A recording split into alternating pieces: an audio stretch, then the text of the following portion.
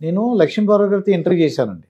చేసినప్పుడు అమ్మ మీకు ఏమైనా జ్ఞాపకాలు ఎన్టీ రామారావు గారి జ్ఞాపకాలు ఉన్నాయా అని అడిగా. మర్చిపోతే కదండి నేను అనుభూతున్నా, మర్చిపోతే కదా, అది మర్చిపోతే కదా జ్ఞాపకాలు ఉంటాయి, మర్చిపోలేదు, ఆయన నా పక్కన ఉన్నారని లక్ష్మి ఎంతో సంతోషంగా అమ్మ అలా కూర్చుని మాట్లాడి ఏ ఎంటర్టైన్మెంట్ ప్రోగ్రామ్ చూసేవారు కాదట. నాతో మాట్లాడు చాలా మాట్లాడేవారు ఆవిడతో. దానికోసం ఆయనకి ప్రత్యేకంగా ఒక ఫోన్ కూడా పెట్టారు. ఫ్రెండ్ లక్ష్మీపార్వతి పరిచయం అండి నాకు. ఆవిడ కాలేజీలోనే ఎక్కడో పనిచేస్తున్న రోజుల్లో ఈయన ఫోన్ చేస్తే ఆ ప్రిన్సిపాల్ కో హెడ్ మాస్టర్ కో ఫోన్ చేసి పార్వతిని పిలవండి అంటే పిలవాలి. ఆయన లక్ష్మిని పిలిచేవాడు, పార్వతి కాదనుకుంటా. అప్పుడు ఫోన్ మాట్లాడాలి, ఇలా అందరు ఎదురుగుండా ఫోన్ మాట్లాడాల్సి వస్తుందని ఆయనే ఒక ఫోన్ పెట్టించాడు ఆవిడకి ఇంట్లో. పర్సనల్ గా అప్లై చేసి ఒక ఫోన్ ఆవిడ ఇంట్లో పెట్టించారు, అప్పుడు మాట్లాడుకోవచ్చు కదా అని. దాని బిల్లు కూడా ఆయన అఫీషియల్ గా పెట్టేవాళ్ళు కాదు, ఆయనే పర్సనల్ గా కట్టుకునేవాడు. ₹1,00,000 ఎంతో బిల్లు అయింది ఒక నెలలో. అంటే వాళ్ళు ఎన్ని రకాలు మాట్లాడుకుంటారంటే వాళ్ళ పర్సనల్ ఇష్యూస్. అంటే ఆయనకి ఎక్కువ పురాణాలు ఇతిహాసాలు అంటే చాలా ఇష్టం కదా. ఈవిడ MA తెలుగు కాబట్టి ఈవిడికి ఆ నాలెడ్జ్ ఉంది, దానికి సంబంధించి ఎక్కువ డిస్కస్ చేసుకునేవారు. అలా మాట్లాడి ఎంత పెద్ద బిల్లు అయితే ఒకసారి ఆ బిల్లు చూపించి, ఇదిగో నీతో ఫోన్ లో మాట్లాడడం వల్ల నాకు ఇంత బిల్లు అయింది, అది నేనే కట్టుకున్నాను అని ఆమెకి చెప్పారట. ఏదో ఒక సందర్భంలో ఎన్టీ రామారావు గారు. అంటే ఈవిడ చెప్పే కథలు కానీ హరికథలు అవన్నీ వింటుండేవాళ్ళు. ఆయనకి ఏదైనా డౌట్ వస్తే దీని గురించి పురాణాల గురించి ఆవిడ అడిగితే ఆవిడ క్లియర్ చేస్తారు. ఆయనకి ఎందుకు నాలెడ్జ్ అంటే ఆయన పురాణాలు చాలా చదివాడు. అదే లక్ష్మీపార్వతి గారు అనుకోండి, లక్ష్మీపార్వతి గారిది ఏంటంటే మీలాంటిది సంస్థ ఉంటే అప్పుడు ఈజీ అయిపోయేది. అవును, కొద్దిగా ఇబ్బంది అవుతుంది. అంటే ఇప్పుడు వాళ్ళకి చాలా ఈజీ అయిపోయింది. అప్పుడు ఆవిడ ఏంటంటే ఎన్టీ రామారావు గారిని చూడాలని ఉద్దేశంతో వెళ్ళింది అన్నప్పుడు. అవును, చూస్తే మీరు చెప్పినట్టు పుస్తకం రాశారు, ఆయన ఆత్మకథ రాశారు ఆవిడ. దానికోసమని తరచు కలుసుకున్నాం. అసలు అంతకు ముందు ఫస్ట్ వాళ్ళు ఈ ఎన్టీఆర్కి వాళ్ళ ఇంట్లో వాళ్ళందరూ కూడా వీరాభిమానులటండి. ఆ తర్వాత ఈయన ఒక టీడీపీ పెట్టిన తర్వాత అందులో ఈవిడ మెంబర్గా చేరారు, ఆ టీడీపీలో మెంబర్గా చేరారు. ఒక ఊరు ఆయన ఏదో ఈ ప్రచారంలో సందర్భంగా ఒక ఊరు వచ్చినప్పుడు ఈవిడ మెంబర్గా ఆ క్యూలో నిలబడ్డారు. ఆయన దర్శనం చేసుకోవడానికి వెళ్ళే వాళ్ళ క్యూలో నిలబడ్డారు. ఆయన మాట్లాడడం అయిపోయి ఇటు వస్తున్నాడు క్యూలో, ఆయన వస్తున్నాడు, ఈవిడ ఇటు వెళ్తున్నారు. ఇద్దరు ఒక చోట ఎదురయ్యారు. ఆ ఎదురైనప్పుడు పారవస్యంతో ఆవిడ ఆయన పాదాల మీద పడిపోయారట. నుంచున్నట్టు ఆయన కాళ్ళ మీద పడిపోయి స్వామి అని పిలిచేవారు ఆయన్ని. అంచేత స్వామి అని కాళ్ళ మీద పడిపోతే సరే ఆయన లేవదీసి నేను పలానా చోట ఉంటాను అక్కడ కలవండి అన్నారు, వెళ్ళిపోయారు. ఆ తర్వాత ఈవిడ అక్కడ ఆయన్ని కలిశారు. మాట్లాడిన తర్వాత ఆయన ఈవిడ ఎప్పుడు వచ్చినా సరే ఆవిడకి అభ్యంతరం లేకుండా ఎవరు అడ్డు పెట్టకుండా రావడానికి డైరెక్ట్ ఎంట్రీ ఇచ్చారు. అంచేత ఆవిడ ఆయన మాకు కలవాలంటే హైదరాబాద్ వచ్చి కలవాల్సి వచ్చేది. ఆయన ఏదో అనుకోకుండా మీటింగ్లో కలిశారు కానీ ఫస్ట్ టైము. ఆ తర్వాత ఎప్పుడైనా సరే హైదరాబాద్ వచ్చి కలిసేవారు.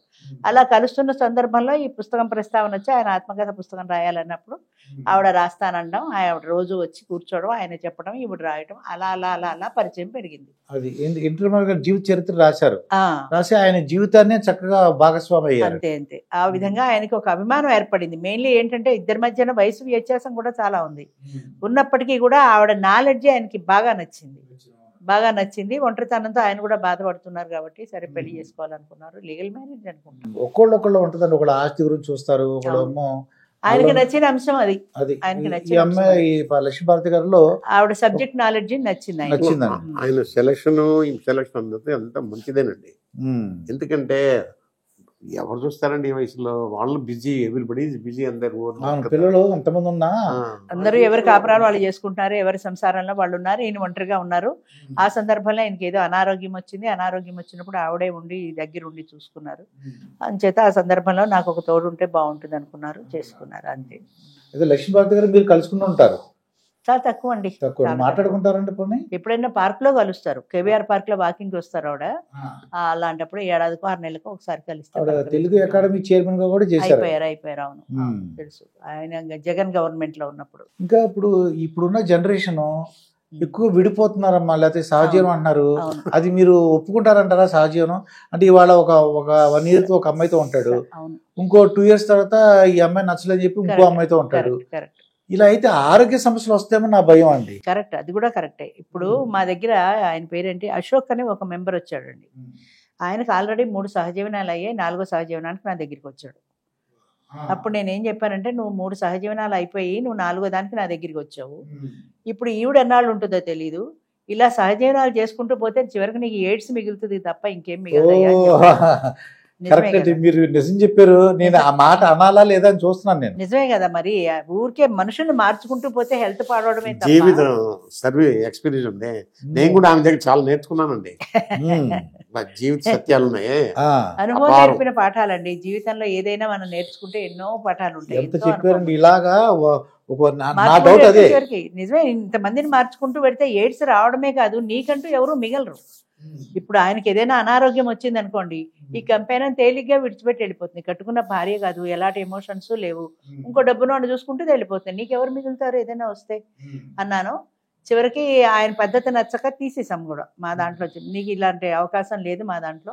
కంపెయిన్ అనేది నా దృష్టిలో జీవితంలో ఒక అవకాశం మాత్రమే, 10 మందిని మార్చడం కాదు. ఇప్పుడు కూడా మా దాంట్లో ఎవరైనా కంపెయినర్స్ విడిపోతే ఇంకోసారి రానివ్వను నేను.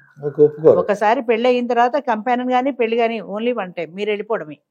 అంతేగాని ఈ కంపెయినర్ కాదని ఇంకో పెళ్లి చేసుకుంటా కాదని ఇంకో కంపెయినర్ మార్చాను అనేది ఆడదానికి లేదు, మగవాడికి లేదు. సహజీవనం అయిపోయింది, మళ్ళీ ఇంకో సహజీవనం లేదు, అసలు అవకాశం లేదు. సహజీవనమైన పెళ్ళైనా జీవితంలో నీకు ఒక్కసారి అవకాశం ఇచ్చావు, ఆ అవకాశాన్ని నువ్వు ఉపయోగించుకో. నీకు కుదిరితే ఉండు, కుదరకపోతే వెళ్ళిపో, అంతే. నీ జీవితం ఒంటరిగా ఉండాల్సిందే.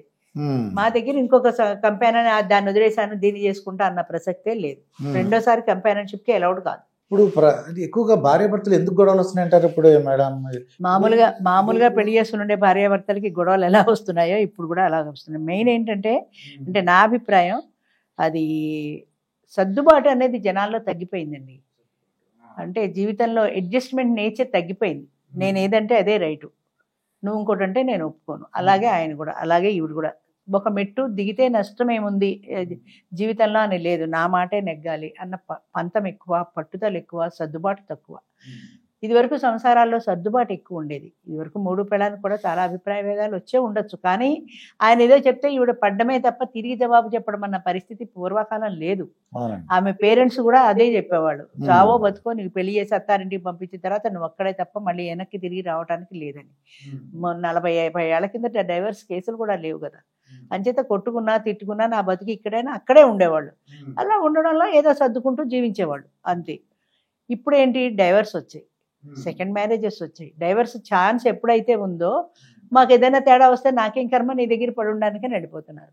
పేరెంట్స్ సపోర్ట్ కూడా ఉంటుంది, పడకపోతే బాధపడకమ్మా నువ్వు అక్కడ వచ్చేసే మా దగ్గరికి అనే సపోర్ట్ వచ్చింది. సో డైవర్స్ చేసుకుంటాం. డైవర్స్ తర్వాత సెకండ్ మ్యారేజెస్ అయ్యి ఇప్పుడు మాలాంటి వాళ్ళు కంపానియన్షిప్ కూడా పెట్టారు. సో ఇది దాంతో ఏమైంది, నాకు నీతోటే పడి ఉండాలని కర్మ ఏం పట్టింది, నీ బావులాంటి వాడు ఇంకోటి చేసుకుంటా అన్న ధీమా ఈవిడికి వచ్చింది, ఆయనకి వచ్చింది.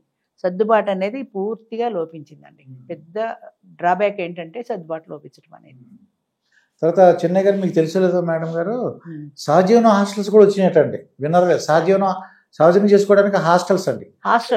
హాస్టల్ ఉంటది, ఒక అమ్మాయిను ఒక అబ్బాయి వెళ్ళి ఉంటారు, 1 నెలలో 2 నెలలు 3 నెలలు ఉన్నాయి. ఓల్డ్ ఏజ్ ఉన్నాయి, ఓల్డ్ ఏజ్ హోమ్ లో 2 ఉన్నారండి కలిసి. ఓల్డ్ ఏజ్ హోమ్ లో 2 ఓల్డ్ పీపుల్ జాయినింగ్ సహజీవనం చేస్తున్నారు, చాలా మంది చేస్తున్నారు.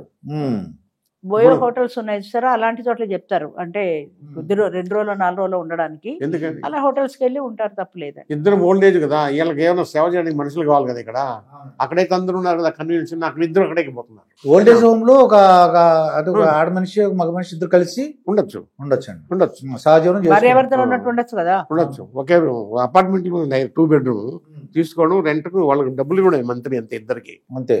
వాళ్ళు అన్ని చేసి పెడతారు. మన హాస్టల్ వాళ్ళ భోజనాలు, వస్తువులు అన్ని, హాస్పిటల్స్ ఫెసిలిటీ అన్నీ ఉన్నాయి. That is very best arrangements నడితే.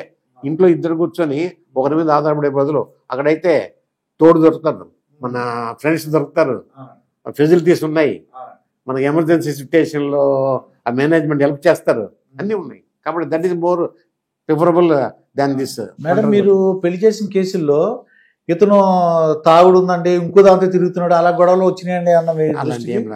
అలాంటి గొడవలు ఏం లేవండి. ఏమన్నా వాళ్ళలో వాళ్ళు ఏమన్నారో మనకి తెలియదు, కానీ మన దాకా అయితే రాలేదు.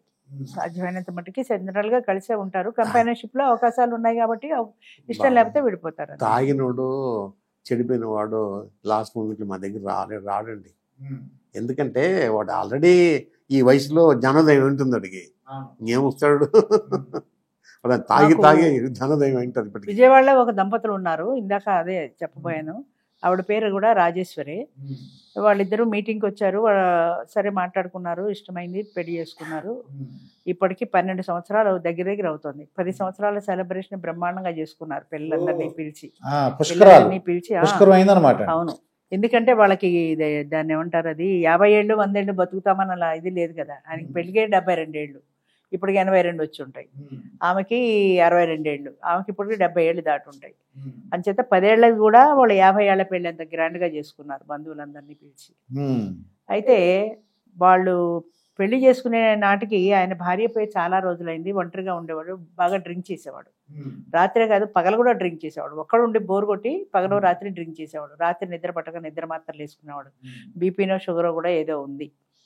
పెళ్ళి అయిన తర్వాత ఒక మీటింగ్లో చెప్పాడు, అంటే ఆయన పేరేంటి, చనిపోయాడు, శ్రీహరి సినిమా యాక్టర్, తమసోమ జ్యోతిర్గమయ అని ఒక ప్రోగ్రామ్ చేశారు, అందులో వీళ్ళది తీసుకున్నారు. ఆ ప్రోగ్రాంలో చెప్పాడు ఆయన, నాకు డ్రింక్ చేసే అలవాటు ఉంది, కానీ ఒక రోజున ఆవిడ ఇంట్లో ఏదో స్నానం చేసి పట్టు చీర కట్టుకుని పూజ చేసుకుని ఏదో తల్ల పూలు పెట్టుకుని ఇంట్లో తిరుగుతుంటే ఆయనకి అనిపించిందిట, లక్ష్మీదేవిలా కలకలాడుతూ నా కళ్ళ ముందు తిరుగుతోంది, ఈవిడ 5వ తరం బాగుండాలంటే నేను ఆరోగ్యంగా ఉండాలి కదా, ఇలా తాగి తందనాలాడి నా ఆరోగ్యం పాడు చేసుకుంటే ఆవిడ బతికి ఏమైపోతుంది, మళ్ళీ వైధవ్యమే కదా ఆవిడకి అలాంటి పరిస్థితి రాకూడదు అని ఆ థాట్ ఆయన మైండ్లోకి వచ్చిందండి. ఆ రోజు నుంచి డ్రింక్ చేయడం మానేశాడు. ఇప్పుడు కొన్ని సంవత్సరాలు అయింది. జస్ట్ ఆ థాట్ వచ్చింది అంతే మైండ్లోకి, అప్పటి నుంచి గ్లాస్ ముట్టుకోలేదుట. నేను అడిగాను, డాక్టర్లు కూడా చెప్తారు ఒక్కసారిగా అలాంటి అలవాట్లు మానకూడదు, నేను స్లోగా తగ్గించాలని, మరి మీకేమీ అనారోగ్యం రాలేదంటే నాకేమీ రాలేదండి అన్నాడు. మరి మీ పాత ఫ్రెండ్స్ అలవాటు కదా డ్రింక్, మరి పిలవరా అన్న. పిలిస్తే వెళ్ళి ఎక్కువ డ్రింక్ తాగుతాను, కాసేపు కూర్చుంటాను, వచ్చేస్తాను. గ్లాసు చూస్తే నాకు ఎలాంటి ఎవర్షన్ లేదండి, అది తాగాలి అనే కోరిక కలగట్లేదు అసలు అన్నాడు. ఎంత స్ట్రాంగ్ విల్ పవర్ చెప్పండి. అస్సలు డ్రింక్ మానేసిన మగానే నేను ఇంతవరకు చూడలేదు, వెళ్ళలేదు కూడా. ఎక్కడో ఆ బలహీనత ఉంటుంది.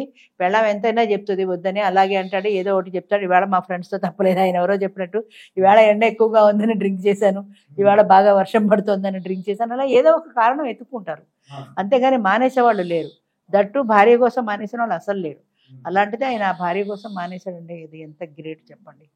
నిజంగా అసలు మర్చిపోలేము అలాంటివి. అలాంటి సంబంధాలు ఎన్నో ఉన్నాయి.